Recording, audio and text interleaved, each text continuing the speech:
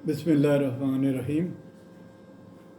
नाज़रीन, पिछली वीडियो में जैसे मैंने अपना तारुफ़ करवाया था, मेरा नाम सरदार इरशाद शाहीन है और ये जो वीडियो का सिलसिला मैंने शुरू किया है इसमें फ़ेथ एंड साइंस या साइंस और रूहानियत और जदीदियत और रूहानियत के जो तकाज़े हैं इस सिलसिले में बात करनी है कि इनमें आपस में टकराव है या नहीं। तो आज इस सिलसिले में जो बात हम करेंगे वो है कि खुदा ताला की एग्जिस्टेंस के बारे में जदीद साइंस के नज़रियात क्या हैं और क्या कोई सबूत जदीद साइंस के हवाले से खुदा की एग्जिस्टेंस का है या नहीं है। लेकिन इससे पहले मैं ज़रा ये जो पहले मैंने पिछली वीडियो में बात की थी, तो कुछ अहबाब का एक दो अहबाब का के क्वेश्चन आए थे। उन्होंने कहा था कि जी आपने कहा एक बुक के बारे में फ़लसफ़ा साइंस और कुरान इस किताब के बारे में इसको कोट करके आपने कहा था कि कोई बड़े बुज़ुर्ग स्कॉलर इस्लामी स्कॉलर थे अरबी, तो उन्होंने ये कहा था कि फ़लसफ़ा और साइंस ईमान की तरफ ले जाते हैं और अल्लाह की मार्फत की तरफ ले जाते हैं, लेकिन अधूरा फ़लसफ़ा गुमराही की तरफ ले जाता है। तो उसमें मेरी गुजारिश ये है कि ये उस अरबी स्कॉलर का तर्जुमा जो मैंने किताब का ज़िक्र किया था फ़लसफ़ा साइंस और कुरान, तो ये यहाँ से छप चुकी है। इसकी PDF भी मेरे पास है। एक बड़े अच्छे स्कॉलर हैं ज़ीशान अकरम साहब, उन्होंने मुझे भेजी है और अगर किसी साहब को चाहिए तो वो मुझे व्हाट्सएप पे बताए तो मैं वो भेज भी दूँगा।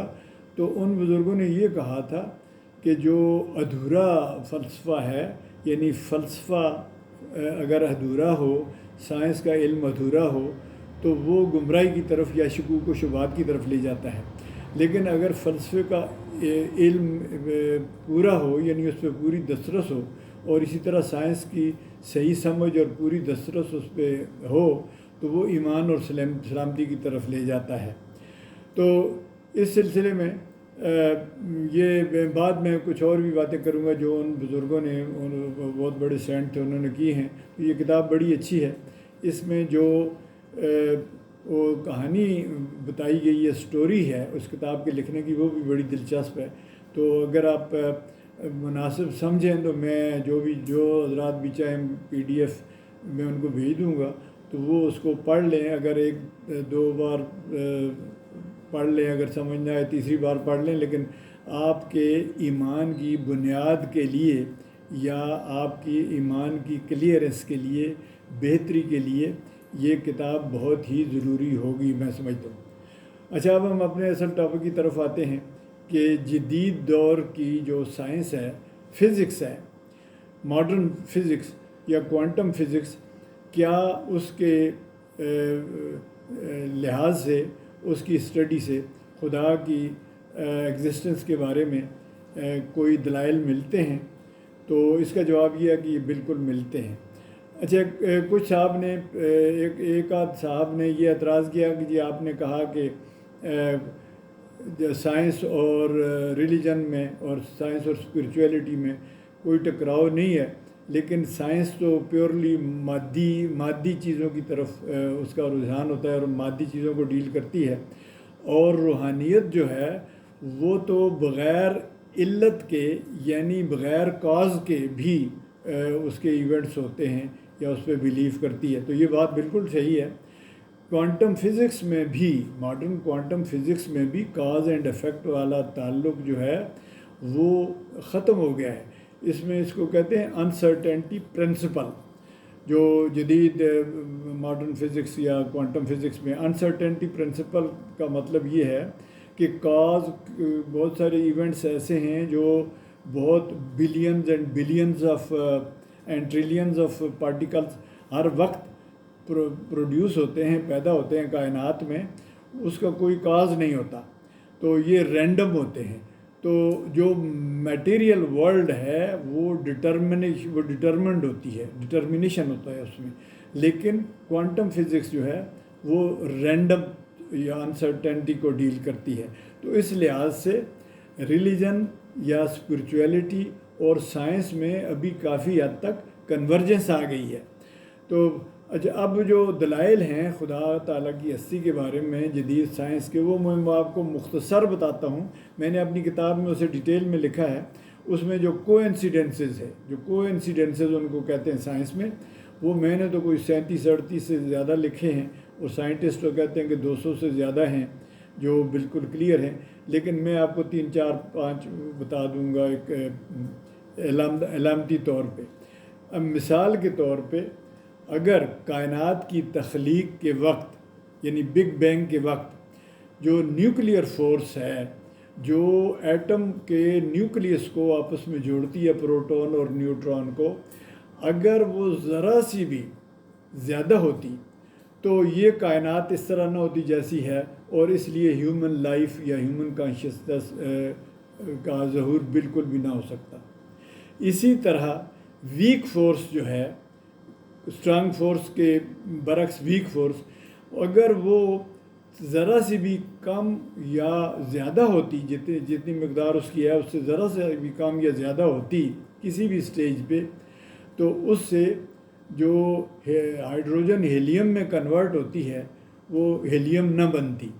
تو ہیلیم آپ کو پتہ ہے کہ جو سب سے پہلے جو ایلیمنٹ بنتا ہے کائنات میں وہ ہائیڈروجن ہے، ایک ایٹم جس کا ہے، اور اس کے بعد سیکنڈ ایلیمنٹ ہیلیم ہے.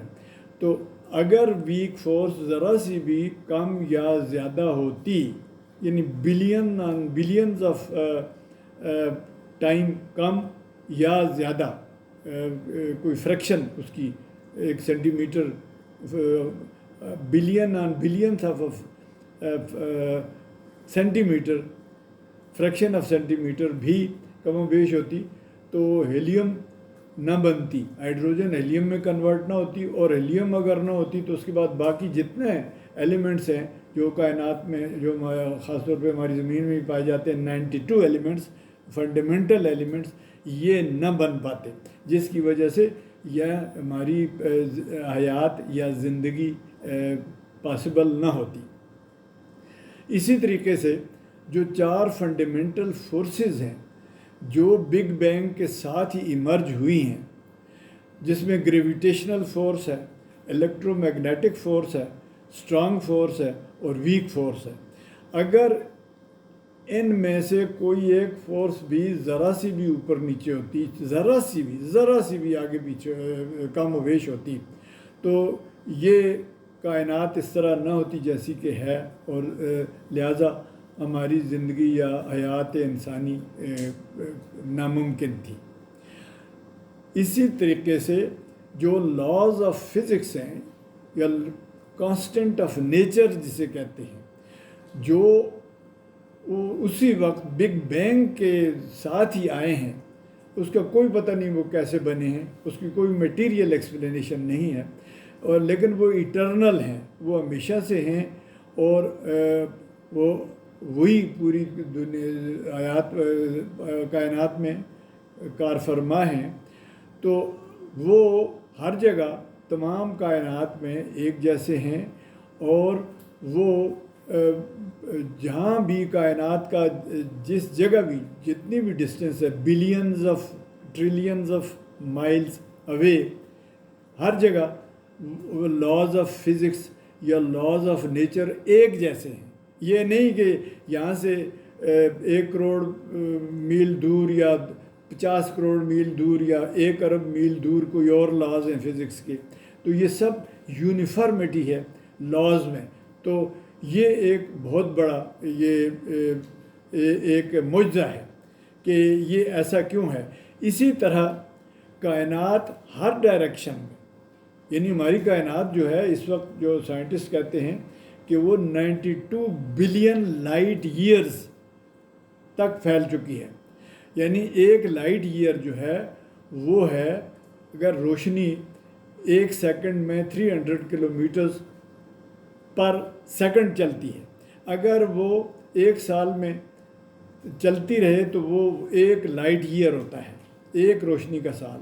تو 92 بلین لائٹ ایئرز تک اس کائنات کا دوسرا کنارہ ہے.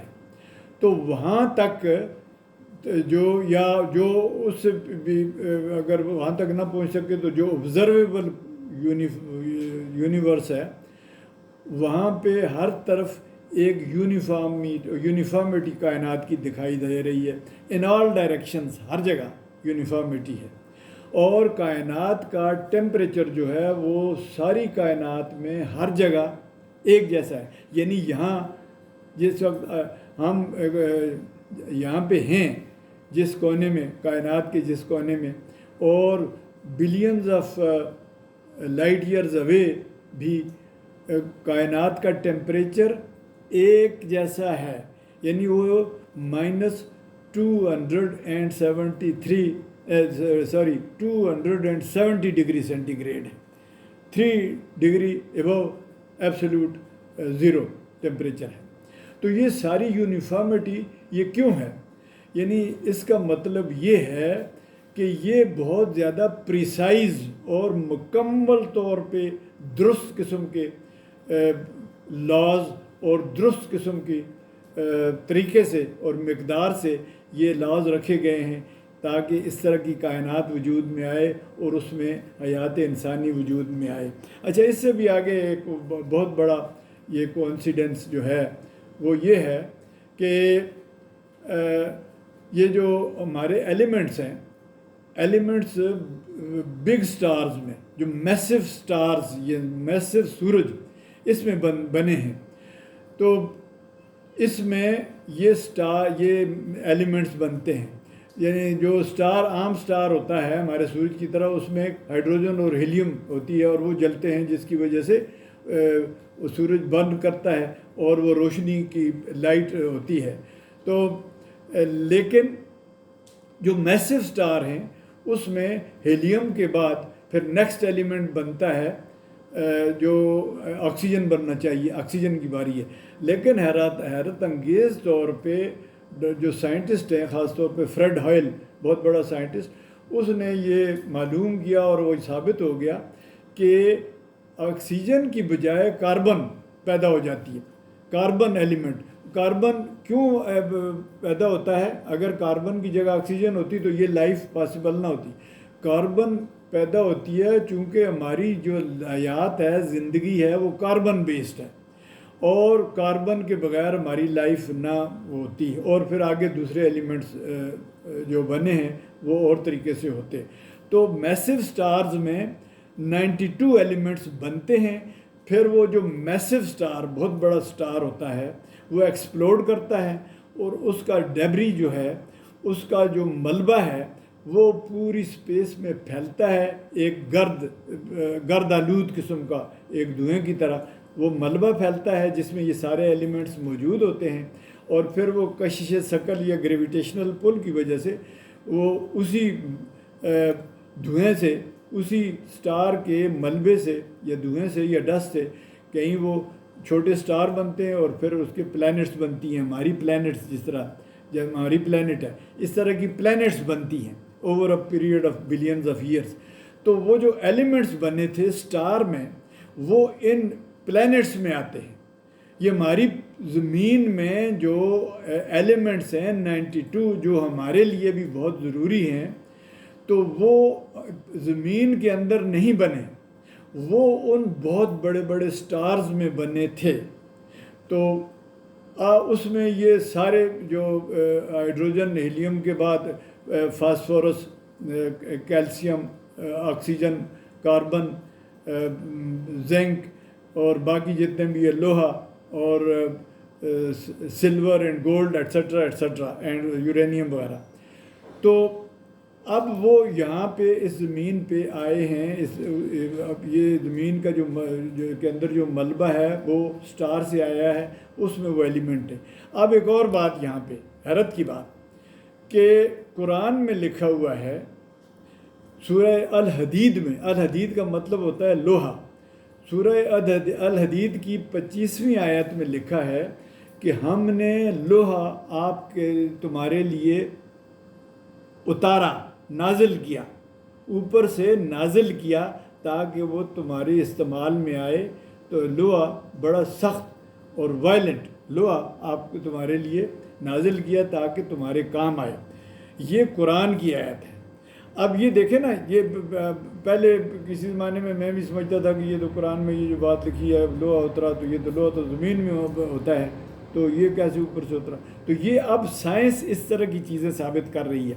تو کہنے کا مقصد یہ ہے، اور اس سے کس کے مقابلے اسی طرح کے اور بہت سارے کوئنسیڈنسز ہیں جو پروو کرتے ہیں کہ ایک ڈیزائن ہے، ایک سپر فورس ہے جو 4 فنڈامنٹل فورسز کے پیچھے ہے، اور وہ جو 4 فنڈامنٹل فورسز وہ اس کے ظہور یا ایسپیکٹس ہیں اس سپر فورس کے، اور یہ سارا کچھ اس میں سافٹ ویئر کی طرح رکھا گیا تھا، یہ لاز آف نیچر، جس کی وجہ سے یہ آگے ساری کائنات اس طرح بنی، اور پھر انسان کی زندگی اور انسان کا ظہور اور انسان کا شعور پاسبل ہو سکا۔ تو میں آج یہاں پہ یہ ویڈیو ختم کرتا ہوں، اور آئندہ کے لیے اس سے بھی زیادہ اہم مسائل آگے ڈسکس کیے جائیں گے۔